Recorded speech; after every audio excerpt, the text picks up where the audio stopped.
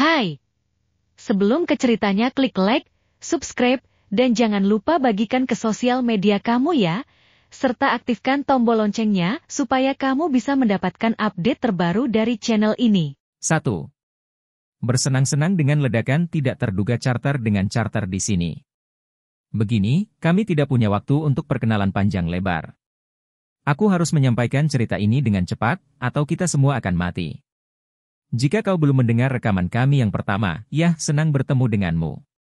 Begini, dewa-dewi Mesir sebenarnya berkeliaran di dunia modern, sekelompok penyihir bernama Dewan Kehidupan berusaha menghentikan mereka, semua orang membenci Sadie dan aku, dan seekor ular raksasa ingin menelan matahari serta menghancurkan dunia ini. Awe! Untuk apa itu? Sadie baru saja menonjokku. Dia bilang aku hanya akan membuatmu ketakutan. Aku harus menahan diri, tenang, dan mulai dari awal. Baiklah. Namun, jika boleh jujur, kurasa memang sudah seharusnya kau merasa takut. Rekaman ini akan menyampaikan kepadamu apa yang sesungguhnya telah terjadi dan apa yang menyebabkan semua persoalan itu. Kau akan mendengar banyak orang berkata buruk tentang kami, tetapi bukan kami yang menyebabkan semua kematian itu. Sementara soal si ular, itu juga bukan salah kami. Ya, bukan benar-benar salah kami. Semua penyihir di dunia ini harus bersatu. Itu satu-satunya kesempatan kita. Jadi, berikut ini adalah ceritanya. Putuskan sendiri. Semuanya bermula ketika kami memicu kebakaran di Brooklyn. Pekerjaan itu seharusnya sederhana, menyelinap masuk ke Museum Brooklyn, meminjam artefak Mesir tertentu, dan meninggalkan tempat itu tanpa tertangkap. Bukan, ini bukan perampokan. Kami pasti akan mengembalikan artefak itu. Namun, kurasa kami memang terlihat mencurigakan, 4 anak berpakaian ninja di atas atap museum. Oh, dan seekor babun, yang juga berpakaian ninja. Jelas-jelas mencurigakan. Hal pertama yang kami lakukan adalah mengirim murid kami, Jas dan Wal, untuk membuka jendela samping, sementara Hufu, Sadie, dan aku memeriksa kubah kaca di bagian tengah atap, yang seharusnya akan menjadi jalan keluar kami. Jalan keluar kami tidak terlihat bagus. Saat itu sudah larut malam, dan museum seharusnya sudah tutup.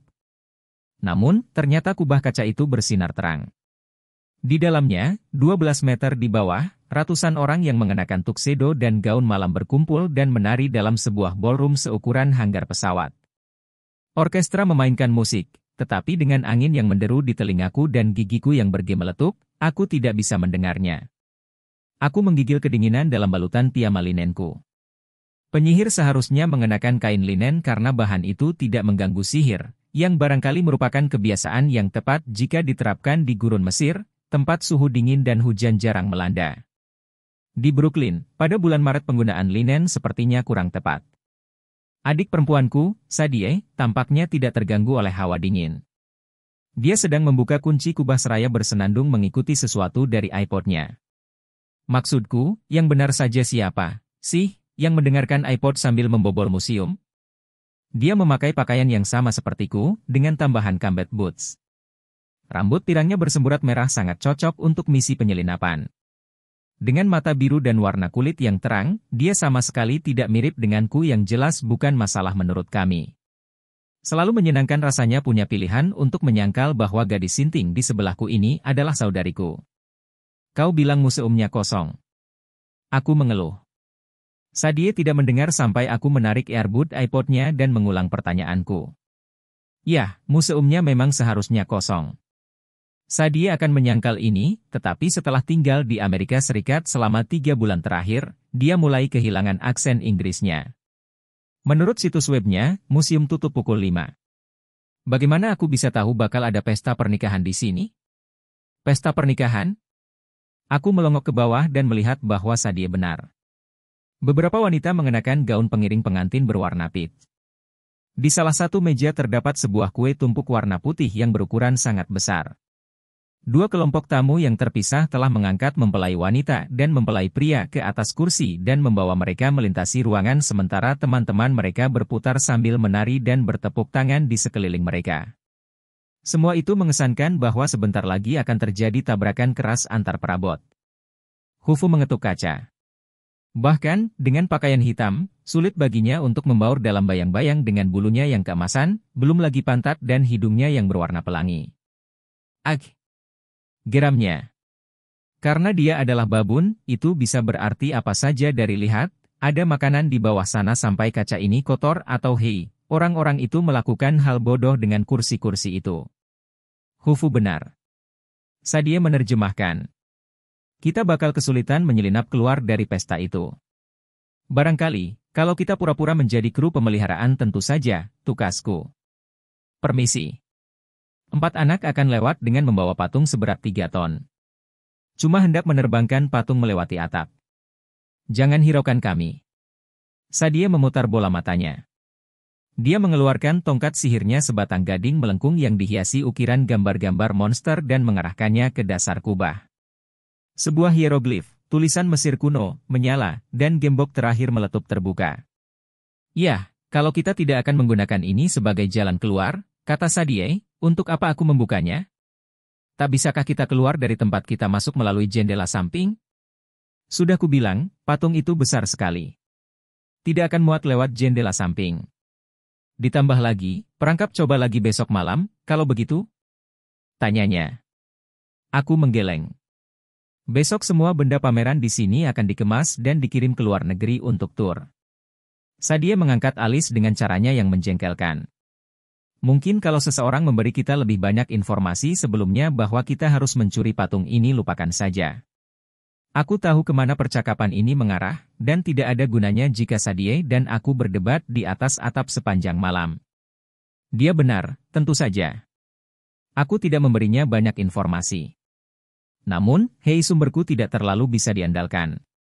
Setelah berminggu-minggu meminta bantuan, akhirnya aku mendapat petunjuk dari temanku, Horus si dewa perang berwujud Raja Wali, yang berbicara dalam mimpiku, oh, omong-omong, artefak yang selama ini kau cari-cari. Yang mungkin menyimpan kunci untuk menyelamatkan planet ini.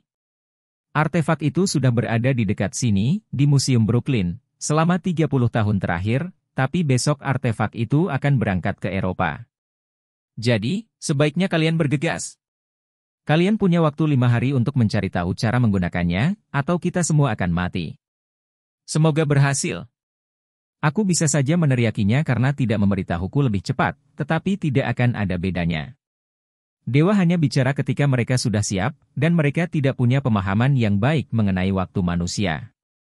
Aku tahu hal ini karena Horus pernah menempati sebagian ruang di kepalaku beberapa bulan silam. Aku masih memiliki sebagian kebiasaan antisosialnya seperti dorongan sesekali untuk berburu hewan pengerat kecil berbulu atau menantang orang untuk bertarung sampai mati. Mari kita bertahan dengan rencana semula, kata Sadie. Masuk lewat jendela samping, mencari patung itu, dan menerbangkannya keluar melalui ruang dansa. Akan kita pikirkan cara menangani pesta pernikahannya ketika kita sudah sampai sejauh itu. Mungkin menciptakan pengalih perhatian. Aku mengerutkan kening. Pengalih perhatian? Charter, kau terlalu khawatir, kata Sadie. Semuanya akan lancar-lancar saja. Kecuali kau punya gagasan lain? Masalahnya adalah, aku tidak punya gagasan lain.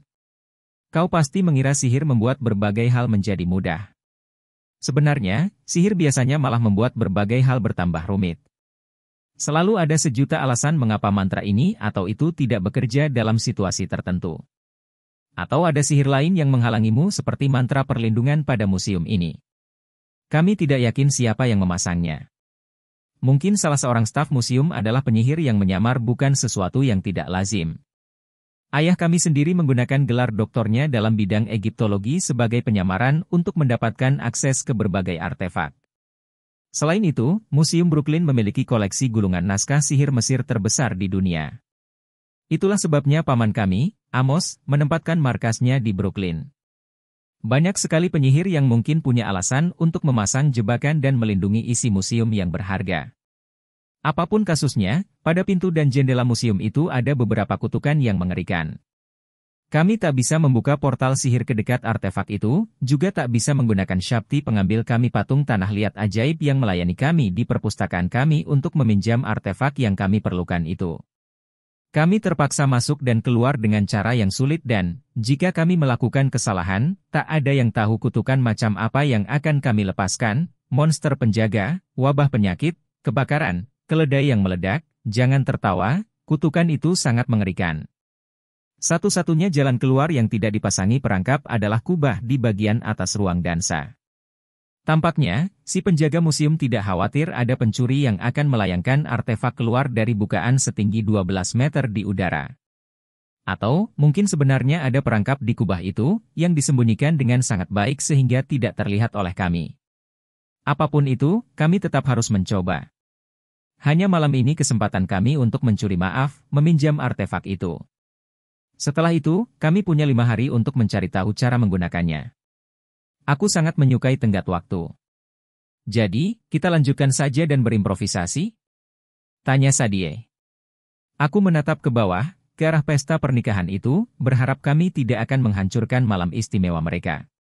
Kurasa begitu. Bagus, kata Sadie. Hufu, tetap di sini dan berjagalah. Buka kubah kalau kau melihat kami datang, ya? Ag. Jawab si babun. Tengkuku terasa gatal.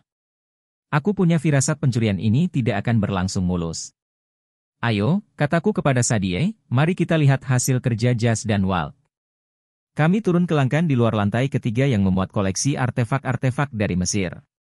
Jas dan Walt telah melakukan tugas mereka dengan sempurna. Mereka telah membungkus 4 patung putra-putra Horus di sekitar pinggiran jendela dengan lakban dan menggambar hieroglif di kaca untuk menetralkan kutukan dan sistem alarm manusia. Saat Sadie dan aku mendarat di sebelah mereka, mereka tampaknya sedang berbincang-bincang dengan serius. Jas memegangi tangan Walt. Itu membuatku terkejut, tetapi Sadie lebih terkejut lagi. Dia mengeluarkan suara memekik seperti seekor tikus yang terinjak. Oh, ya, kau memang melakukannya. Aku kan ada di sana. Mengapa Sadie peduli? Oke, persis setelah tahun baru, ketika aku dan Sadie mengirim suara azimat jet kami untuk menarik anak-anak yang memiliki potensi sihir ke markas kami, Jas dan Walt adalah yang pertama merespons. Mereka berlatih dengan kami selama 7 minggu, lebih lama daripada anak-anak lain. Jadi, kami mengenal mereka dengan cukup baik. Jas adalah seorang pemandu sorak dari Nashville. Namanya adalah kependekan dari Jasmine, tetapi jangan pernah memanggilnya dengan nama itu kecuali kau ingin diubah menjadi semak-semak. Dia cantik, tipe pemandu sorak berambut pirang bukan benar-benar tipeku tetapi kita pasti menyukainya karena dia baik kepada semua orang dan selalu siap membantu. Dia juga punya bakat sihir penyembuh. Jadi, dia orang yang sangat tepat untuk diajak pergi kalau ada masalah, yang selalu menimpaku dan Sadie pada sekitar 99% kesempatan. Malam ini, dia menutupi rambutnya dengan bandana hitam. Di pundaknya, terselempang tas penyihirnya, yang dihiasi lambang Dewi Singa, Sekhmet. Dia baru saja mengatakan kepada Walt, akan kita lihat nanti, ketika Sadie dan aku meluncur turun ke sebelah mereka. Walt tampak malu. Walt itu, bagaimana, ya, aku harus menggambarkan Walt. Tidak, terima kasih, Sadie. Aku tidak akan menggambarkan Walt sebagai cowok seksi. Tunggu giliranmu, Walt berusia 14 tahun, sama denganku, tetapi dia cukup tinggi untuk menjadi pemain depan tim olahraga universitas. Dia memiliki potongan tubuh yang pas untuk itu ramping dan berotot dan kaki cowok itu besar sekali. Kulitnya secoklat biji kopi, sedikit lebih gelap daripada kulitku, dan rambutnya cepak sehingga terlihat seperti bayangan di kulit kepalanya. Meskipun udara dingin, dia mengenakan kaos tanpa lengan berwarna hitam dan celana pendek untuk olahraga bukan pakaian standar penyihir tetapi tak ada yang mempertanyakan Walt. Dia murid kami yang pertama datang, jauh-jauh dari Seattle, dan cowok itu adalah seorang saw pembuat jimat alamiah. Dia mengenakan serenceng kalung rantai emas berjimat sihir yang dia buat sendiri. Pokoknya, aku yakin Sadie cemburu kepada Jas dan menyukai Walt, meskipun Sadie tidak akan pernah mengakuinya karena dia menghabiskan beberapa bulan terakhir ini untuk meratapi cowok lain dewa, sebenarnya yang dia taksir. Ya, baiklah, Sadie. Aku akan berhenti untuk saat ini. Namun, kulihat kau tidak menyangkalnya. Ketika kami menyela pembicaraan mereka, Walt cepat-cepat melepaskan tangan Jas dan menjauh. Mata Sadie memandangi mereka bergantian, berusaha memahami apa yang sedang terjadi. Walt berdeham. Jendela sudah siap. Bagus sekali. Sadie menatap Jas. Apa maksudmu, akan kita lihat nanti? Jas membuka dan menutup mulutnya seperti seekor ikan yang berusaha bernapas. Walt yang menjawab untuk Jas. Itu, loh. Kita pra. Kami akan melihatnya nanti. Ya. Timpal Jas. Kita pra. Aku tahu mereka berbohong, tetapi kurasa bukan urusanku jika mereka saling menyukai. Kami tidak punya waktu untuk drama. Oke, ujarku sebelum Sadie sempat meminta penjelasan lebih lanjut, mari kita mulai bersenang-senang. Jendela berayun membuka dengan mudah. Tidak ada ledakan sihir. Tidak ada alarm. Aku mengembuskan napas lega dan melangkah memasuki ruangan yang khusus memamerkan artefak-artefak dari Mesir sambil bertanya-tanya dalam hati apa mungkin, entah bagaimana, kami bisa melakukan misi ini dengan sukses. Artefak-artefak Mesir membangkitkan segala macam kenangan. Hingga tahun lalu, kuhabiskan sebagian besar hidupku untuk bepergian keliling dunia bersama ayahku sementara dia mendatangi museum demi museum, memberi kuliah mengenai Mesir kuno. Itu sebelum aku tahu dia penyihir sebelum dia membebaskan segerombolan dewa dan hidup kami menjadi runyam. Sekarang, aku tak bisa melihat karya seni Mesir tanpa merasakan suatu ikatan batin dengan benda-benda itu. Aku menggigil ketika kami melewati patung Horus dewa berkepala Raja Wali yang menghuni tubuhku Natal silam. Kami berjalan melewati sebuah sarkofagus, dan aku ingat bagaimana Set, si dewa jahat, mengurung ayah kami dalam sebuah peti mati emas di British Museum. Di mana-mana, ada gambar Osiris, dewa orang mati, yang berkulit biru, dan aku teringat bagaimana ayah telah mengorbankan diri untuk menjadi tubuh perantara Osiris yang baru. Saat ini, di suatu tempat di alam sihir Duat, ayah kami menjadi raja dunia bawah.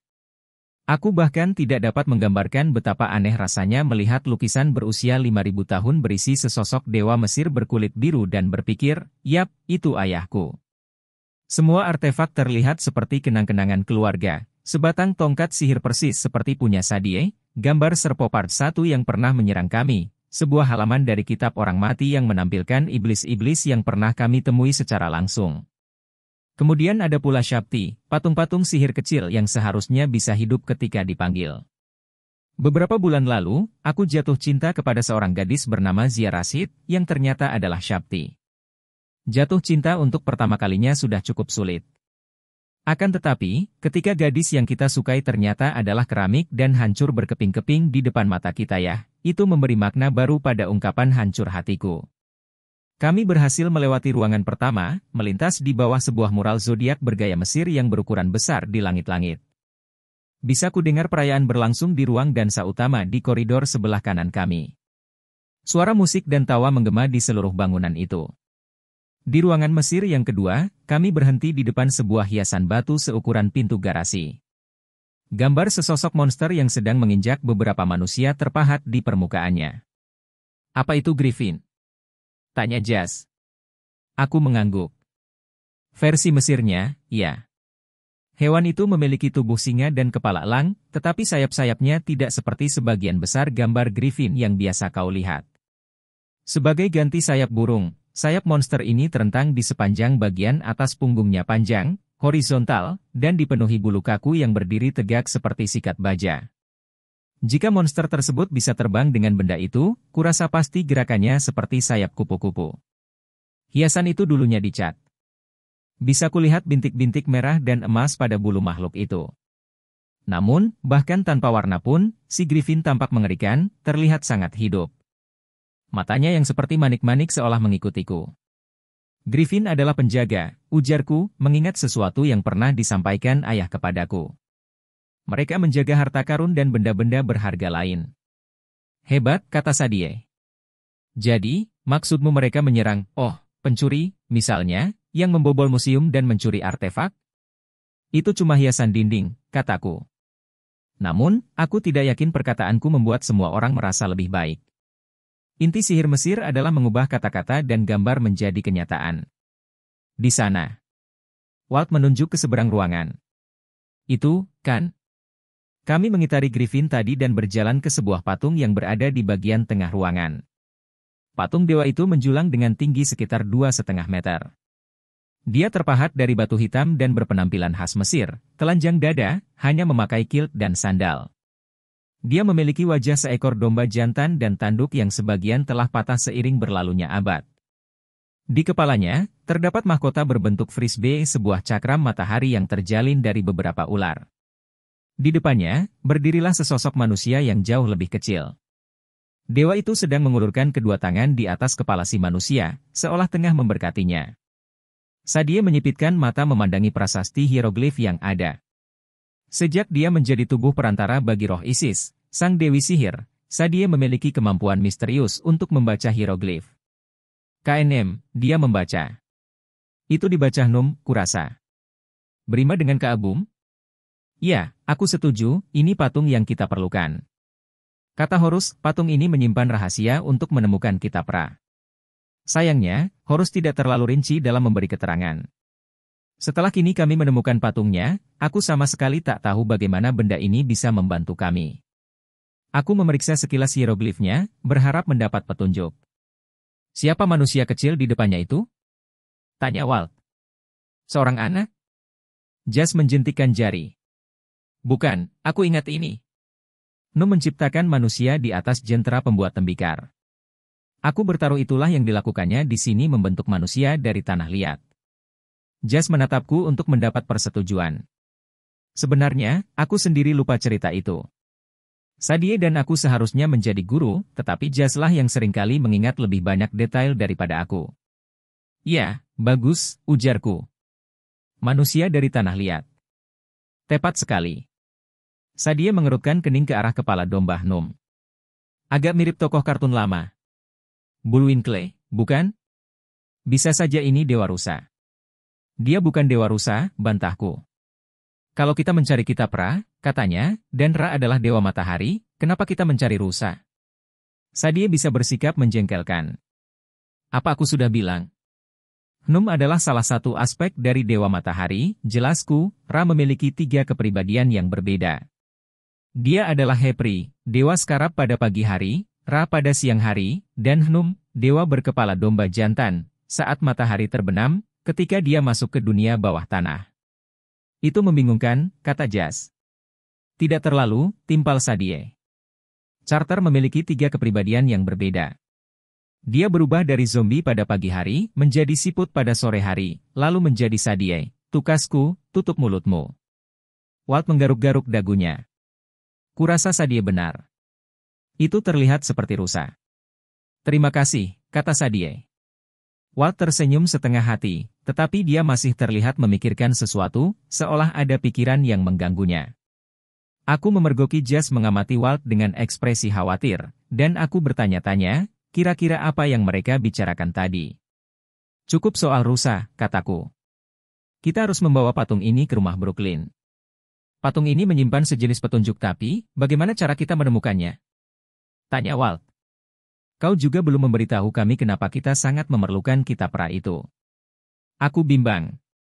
Banyak hal yang belum kami sampaikan kepada murid-murid kami, bahkan Walt dan Jas, seperti bagaimana dunia mungkin akan berakhir dalam waktu 5 hari.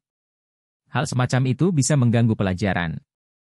Akan kujelaskan setelah kita kembali, aku berjanji. Sekarang, mari kita pikirkan cara memindahkan patung ini. Jas mengerutkan alis. Kurasa benda itu tidak akan muat di tasku. Oh, tidak usah khawatir, kata Sadie. Begini, kita pasang mantra apung pada patung itu. Kita ciptakan pengalih perhatian besar-besaran untuk mengosongkan ballroom tunggu. Walt mencondongkan tubuh ke depan dan mengamati sosok manusia yang berukuran lebih kecil. Pria kecil itu tengah tersenyum, seolah diciptakan dari tanah liat. Itu amat sangat menyenangkan. Dia mengenakan jimat. Jimat Skarab. Itu lambang yang umum, ujarku. Ya. Walt meraba koleksi jimatnya sendiri. Tapi, Skarab adalah lambang kelahiran kembali Ra, bukan? Dan, patung ini menggambarkan Hnum tengah menciptakan kehidupan baru. Mungkin kita tidak memerlukan seluruh patung. Mungkin petunjuknya adalah Sadie mengeluarkan tongkat sihirnya. Brilian. Aku sudah hendak berkata, Sadie, jangan. Tetapi tentu saja itu tidak akan ada gunanya. Sadie tak pernah mendengarkanku.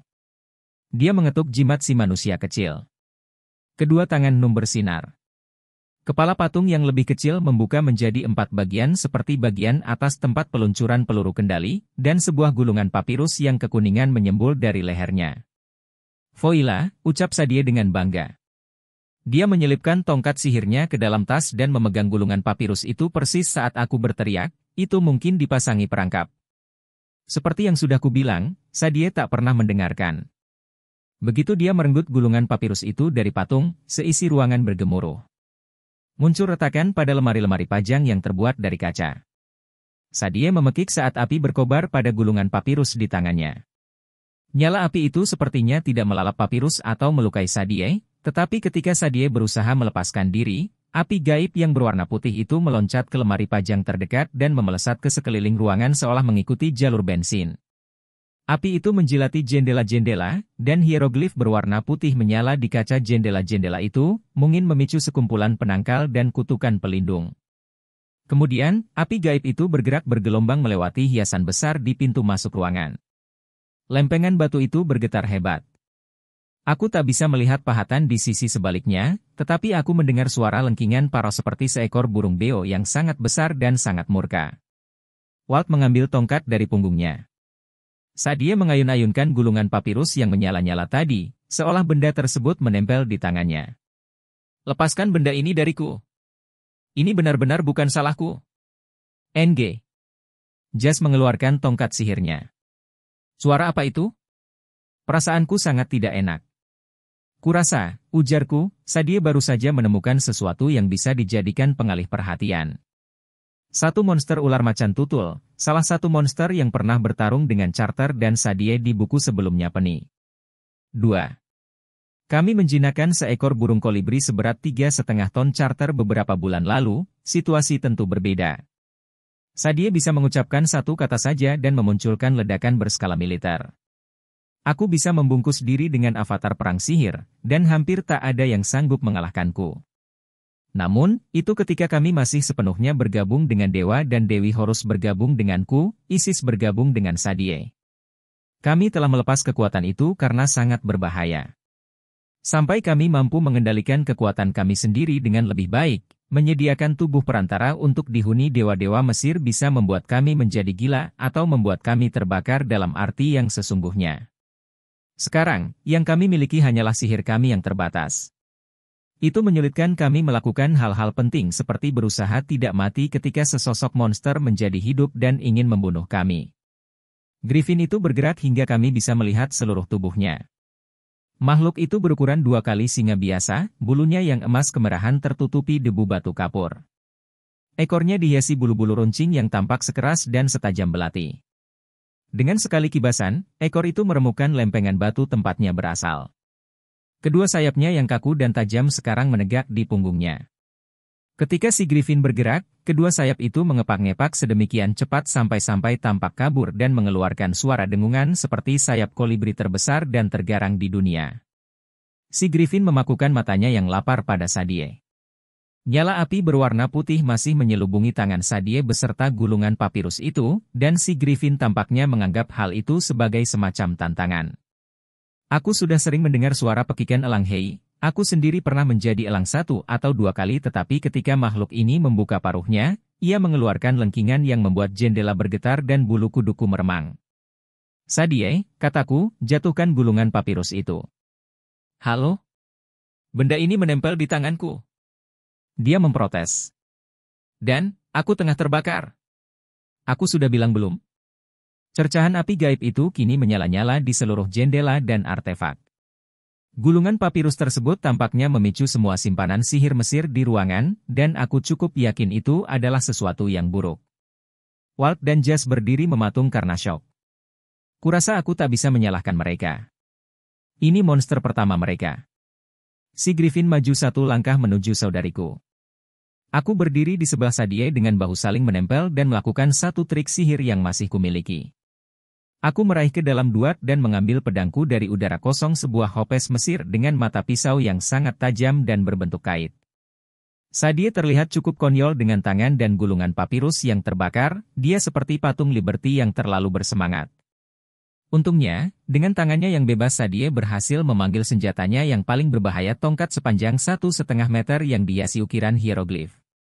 Sadie bertanya, ada tips untuk melawan Griffin? Hindari bagian-bagian yang tajam? Tebakku. Brilian. Terima kasih untuk sarannya. Walt, seruku, periksa jendela-jendela itu. Lihat apakah kau bisa membukanya. Tapi, jendela-jendela itu dipasangi kutukan. Ya, sahutku, dan kalau kita mencoba keluar melalui ballroom, Griffin itu akan memangsa kita sebelum kita sampai di sana. Aku akan memeriksa jendela. Jas, panggilku, bantu Walt. Tanda di kaca itu, gumam Jas, aku pernah melihatnya lakukan saja. Kataku. Griffin itu menyerbu, sayap-sayapnya mendengung seperti gergaji mesin. Sadia melemparkan tongkat panjangnya dan benda itu berubah menjadi seekor macan di udara, menghambur ke arah si Griffin dengan cakar terhunus. Griffin itu tidak terkesan. Ia menghantam si macan ke samping, kemudian menyerang dengan kecepatan luar biasa. Ia membuka paruhnya lebar-lebar. Hap! Si Griffin menelan dan berserdawa. Si macan pun lenyap. Itu tongkat favoritku. Jerit Sadie. Si Griffin mengalihkan pandang ke arahku. Aku menggenggam pedangku erat-erat. Mata pedangnya mulai bersinar. Aku berharap masih bisa mendengar suara Horus di kepalaku, mendorongku untuk maju.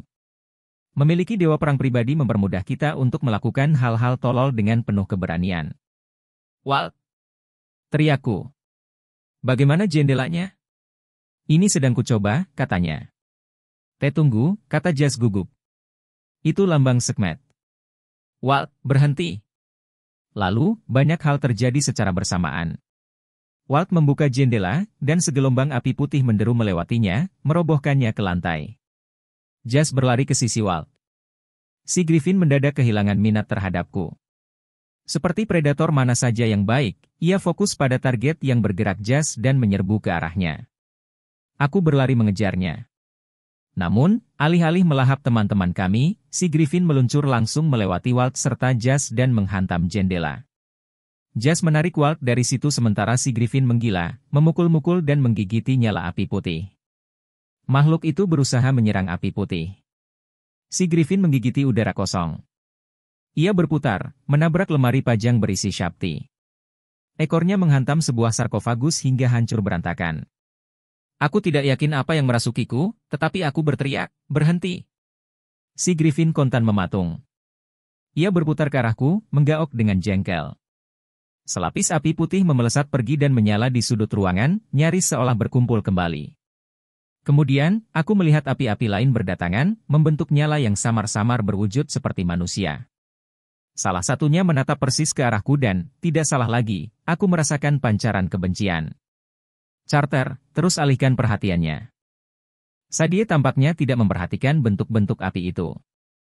Kedua matanya masih terpancang pada si Griffin saat dia mengeluarkan seutas benang ikat dari sakunya. Kalau saja aku bisa cukup dekat Sadie, tunggu.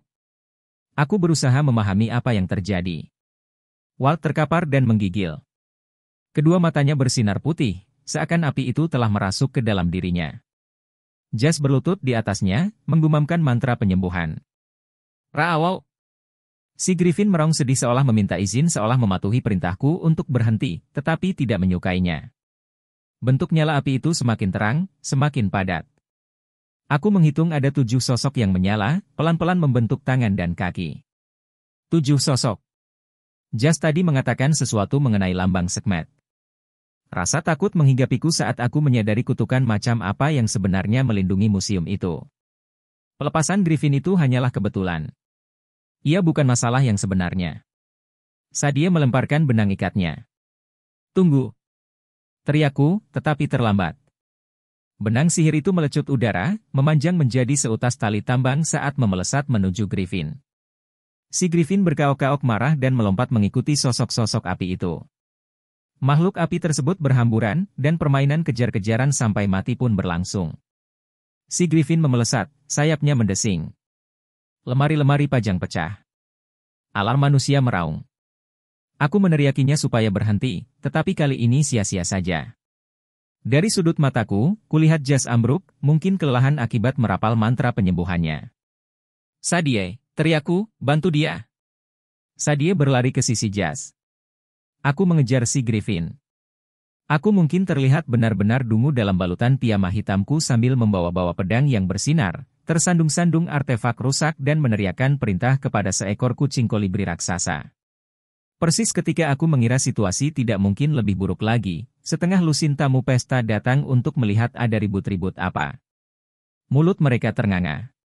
Seorang wanita yang mengenakan gaun berwarna pink menjerit. 7 makhluk api berwarna putih itu melaju melewati tamu-tamu pernikahan yang langsung pingsan. Api terus menyala, berbelok menuju ballroom. Si Griffin terbang mengejar mereka. Aku menengok ke arah Sadie, yang sedang berlutut di dekat Jas dan Walt. Bagaimana keadaan mereka? Walt sudah hampir sadar, katanya, tapi Jas masih pingsan. Ikuti aku kalau kau bisa.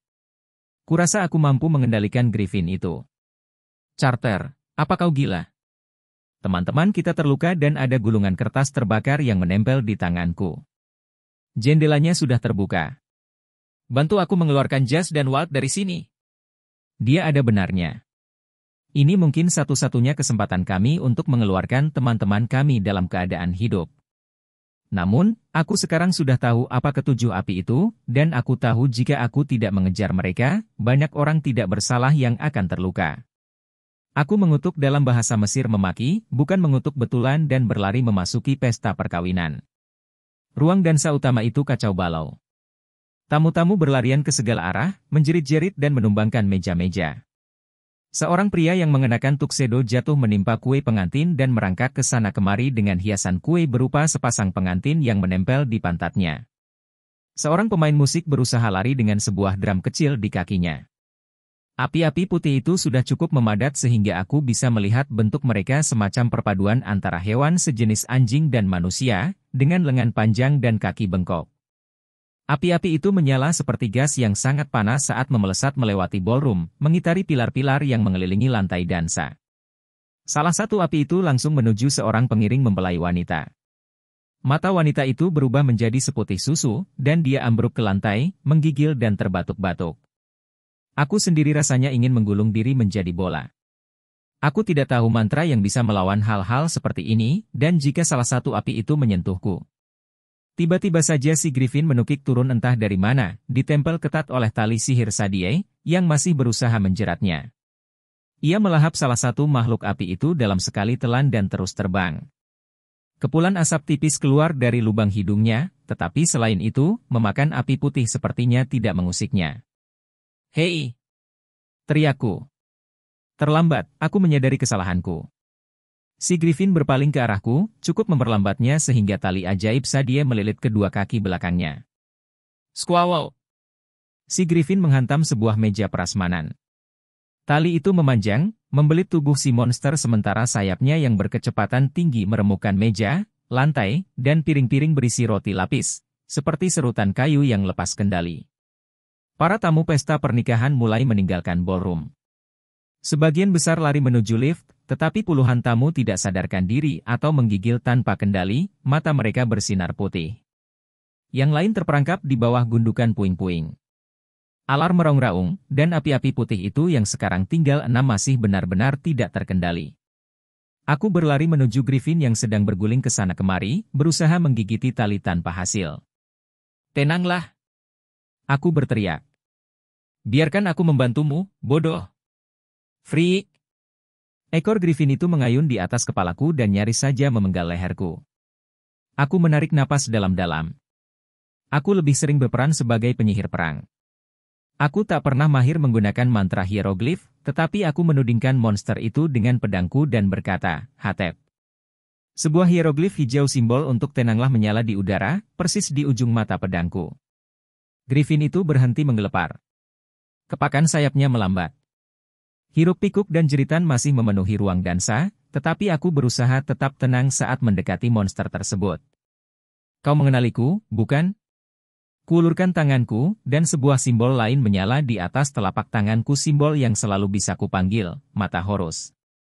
Kau hewan suci Horus, kan? Itu sebabnya kau mematuhiku. Griffin itu mengedip-ngedipkan mata ke arah lambang dewa perang itu. Ia menegakkan bulu-bulu di lehernya dan berkaok mengeluh, menggeliang-geliut di bawah tali yang perlahan membelit tubuhnya. Ya, aku tahu, ujarku. Saudariku memang payah. Tunggu sebentar. Akan kulepaskan ikatanmu. Dari suatu tempat di belakangku, Sadie berteriak, Carter. Aku berbalik dan melihat dia beserta Walt terhuyung-huyung ke arahku, setengah menggendong jas di antara mereka. Sadie masih menampilkan gaya patung Liberty-nya, dengan memegang gulungan papirus yang berkobar-kobar di satu tangan. Walt sudah bisa berdiri dan kedua matanya tidak lagi bersinar-sinar putih, tetapi jas terkulai seakan seluruh tulangnya telah berubah menjadi agar-agar. Mereka berkelit dari sesosok roh api serta beberapa tamu pernikahan yang menjadi gila dan entah bagaimana berhasil melintasi ruang dansa. Walt memandangi si Griffin. Bagaimana kau bisa menenangkannya? Griffin adalah pelayan Horus, jelasku. Mereka menarik kereta perang Horus dalam pertempuran. Kurasa makhluk ini mengenali hubunganku dengan Horus. Si Griffin memekik tidak sabar dan mengibas-ngibaskan ekornya, merobohkan sebuah tiang batu. Tidak terlalu tenang, Sadie memperhatikan. Dia melirik kubah kaca, 12 meter di atas sana, tempat sosok kecil Hufu melambai-lambai ke arah kami dengan panik. Kita harus mengeluarkan jas dari sini sekarang juga, kata Sadie. Aku baik-baik saja, Jas berkata dengan suara lirih. Tidak, kau tidak baik-baik saja, kata Walt. Charter, dia mengeluarkan roh itu dari dalam diriku, tapi tindakan itu nyaris menewaskannya. Itu semacam roh penyakit bau, ujarku. Roh jahat. Ketujuh roh itu disebut panah Sekhmet, sambung Jas, membenarkan ketakutanku. Mereka adalah roh wabah penyakit yang terlahir dari Sang Dewi. Aku bisa menghentikan mereka. Kau boleh beristirahat, kata Sadie. Benar, timpalku, Sadie, lepaskan tali ini dari si Griffin, lalu tidak ada waktu, Jas berkata. Bau itu menjadi semakin besar dan terang. Semakin banyak tamu yang berjatuhan saat roh-roh itu memelesat di sekeliling ruangan tanpa mendapat perlawanan. Mereka akan mati kalau aku tidak menghentikan bau itu. Kata Jas. Aku bisa menyalurkan kekuatan Sekhmet dan memaksa roh tersebut kembali ke Duat. Aku dilatih untuk itu. Aku bimbang. Jas tak pernah mencoba mantra sehebat itu. Dia sudah lemah karena menyembuhkan Walt. Namun, dia memang dilatih untuk mengatasi kondisi ini. Mungkin tampaknya aneh para penyembuh mempelajari jalan Sekhmet, tetapi mengingat Sekhmet adalah dewi kehancuran, wabah, dan kelaparan, memang masuk akal bila para penyembuh juga belajar cara untuk mengatasi semua atribut Sekhmet termasuk bau. Lagi pula, bahkan jika aku membebaskan si Griffin, aku tidak 100% yakin bisa mengendalikannya.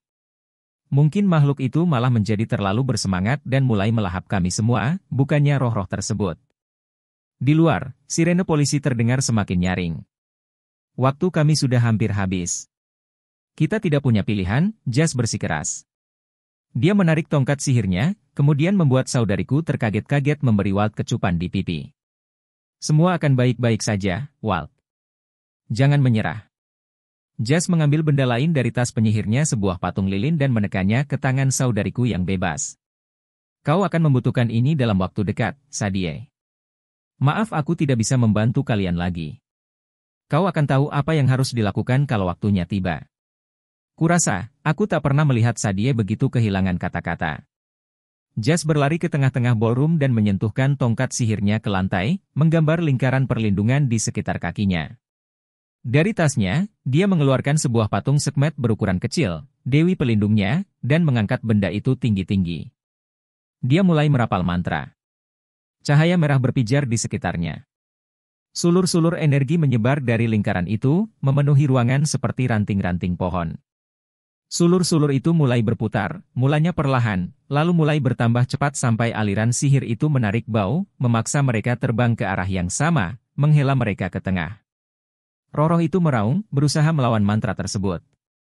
Jas terhuyung, tetapi dia tetap melanjutkan rapalannya, wajahnya dipenuhi bintik-bintik keringat. Tak bisakah kita membantunya? Tanya Walt. Raawau. Si Griffin memekik, yang barangkali berarti, halo? Aku masih di sini. Sekarang, suara sirene kedengarannya berada tepat di luar gedung. Di koridor dekat lift, seseorang berteriak dengan sebuah megafon, memerintahkan gelombang terakhir tamu pesta pernikahan untuk keluar dari bangunan seolah mereka butuh dorongan untuk melakukannya. Polisi telah tiba, dan jika kami tertangkap, situasi ini akan sulit dijelaskan. Sadie, ujarku, bersiaplah untuk menghilangkan tali yang melilit si Griffin. Walt, kau masih punya jimat kapal? Ya, tapi tidak ada air. Pokoknya, Panggil saja kapal itu. Aku merogoh saku dan menemukan benang sihir milikku sendiri. Kuucapkan mantra dan, tiba-tiba saja aku tengah memegang seutas tambang dengan panjang sekitar 6 meter. Aku membuat simpul longgar di bagian tengah, seperti sehelai dasi yang berukuran sangat besar, dan dengan hati-hati mendekati si Griffin. Aku hanya akan menaruh ini di lehermu, ujarku, jangan panik. Free! Sahut si Griffin. Aku melangkah mendekatinya, menyadari betapa cepat paruh itu bisa menggigitku jika ia ingin, tetapi aku berhasil menyimpul tambang itu di sekitar lehernya. Kemudian, terjadilah sesuatu yang tidak semestinya. Waktu melambat. Sulur-sulur mantra jas yang berputar dan berwarna merah bergerak sangat perlahan, seakan udara berubah menjadi sirup. Jeritan dan sirena mereda menjadi suara raungan di kejauhan. Kau tidak akan berhasil, desis sebuah suara. Aku menoleh dan mendapati diriku berhadapan dengan sesosok bau. Bau itu melayang-layang di udara beberapa sentimeter dariku, sosoknya yang putih dan menyala-nyala nyaris mewujud. Ia seolah sedang tersenyum, dan aku berani bersumpah aku pernah melihat wajah itu sebelumnya. Kekacauan terlalu kuat, bocah, katanya. Dunia berputar di luar kendalimu. Hentikan pencarianmu. Diam. Gumamku, tetapi jantungku berdegup kencang. Kau tidak akan pernah menemukan gadis itu, ejeknya. Dia tidur di tempat pasir merah, tetapi dia akan mati di sana kalau kau meneruskan pencarianmu yang sia-sia. Rasanya seolah ada tarantula yang merayapi punggungku. Roh itu sedang bicara mengenai Zia Rashid, sosok Zia yang sebenarnya, yang telah kucari sejak Natal. Tidak, sahutku. Kau adalah iblis. Penipu. Kau tahu lebih banyak dari itu, bocah. Kita pernah bertemu sebelum ini. Diam. Aku memanggil mata Horus, dan roh itu mendesis. Waktu kembali bergerak normal. Sulur-sulur merah mantra jas membungkus bau itu dan ia tersedot ke pusaran sambil berteriak-teriak. Sepertinya, tak ada orang lain yang memperhatikan apa yang telah terjadi. Sadie sedang bertahan, memukul-mukul bau dengan gulungan papirusnya yang menyala setiap kali mereka mendekat. Walt meletakkan jimat kapalnya di lantai dan mengucapkan kata perintah. Dalam hitungan detik, seperti mainan spons yang mengembang jika terkena air, jimat itu membesar menjadi perahu buluh Mesir berukuran penuh, tergeletak di sepanjang puing-puing meja prasmanan. Dengan tangan gemetar, aku mengambil kedua ujung dasi baru si Griffin dan mengikatkan salah satu ujungnya ke haluan kapal dan satu lagi ke ujung buritan.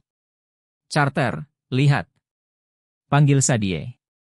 Aku berbalik tepat pada waktunya untuk melihat kilasan cahaya merah yang menyilaukan. Seluruh pusaran itu menyerut ke dalam, mengisap keenam bau ke dalam lingkaran jas. Cahaya pun padam. Jas pingsan, tongkat sihir dan patung sekmetnya luluh lantak menjadi debu di tangannya. Kami berlari menghampirinya. Pakaian jas mengepulkan asap.